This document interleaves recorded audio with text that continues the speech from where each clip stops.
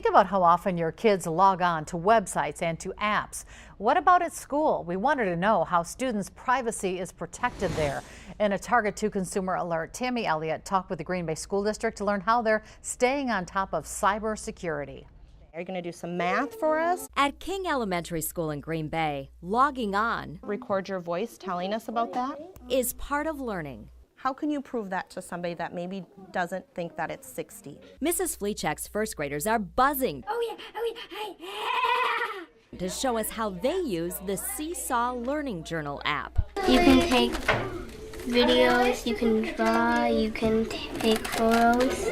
Their world of education is interactive and fun. It's also really engaging for students. They like to see themselves on videos. Good, let's tag yourself in that post so mom and dad can see it. Apps and websites are now part of curriculum. So I would say maybe a good 5 or 6 that we use on a day-to-day basis. But with online resources, schools have a responsibility to know how students' information could be tracked and shared. It's not shared with everybody. It's not like a YouTube where they're putting a video out for everybody. It's just going to their family, and I have the say of what gets approved or not. This is just one classroom, but there are more than 21,000 kids and 20,000 devices in the Green Bay School District to keep track of. Information coming in, information going out. Diane Dersch is Chief Technology and Information Officer for the Green Bay Area Public School District. We want to make sure at school that we are providing the best protections that we can for students and their information. Dersch says teachers are required to submit apps and websites before using them in class. We asked our staff last year, what are you using? And it was over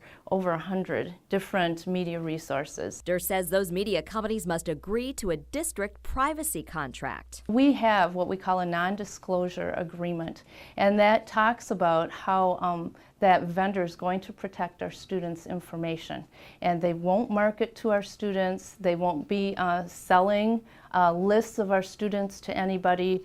They cannot do that, and so we want those assurances in writing. They pay for some online resources, but teachers also like free apps like Seesaw, and sometimes those take more investigating. What we have is a vetting process, so that takes negotiation over the phone, and that's me calling them. I've spent up to 2-3 hours with different vendors. We're not the only school district who's concerned about this.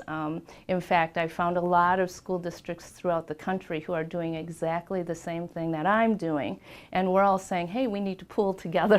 While teachers want to get those apps in kids' hands, You can draw a picture to show your thinking. student privacy comes first. We want it to be an educational purpose, so there are guidelines to what apps we can use for that reason, but then the safety and privacy, those are important things. I think we're in the forefront of that in our district. I would hate to think 20 years down the way, if one of our students is applying for a job or something like that, that some data from when they were in 3rd grade gets pulled up and there's something undesirable about it. I have no idea what the future will bring.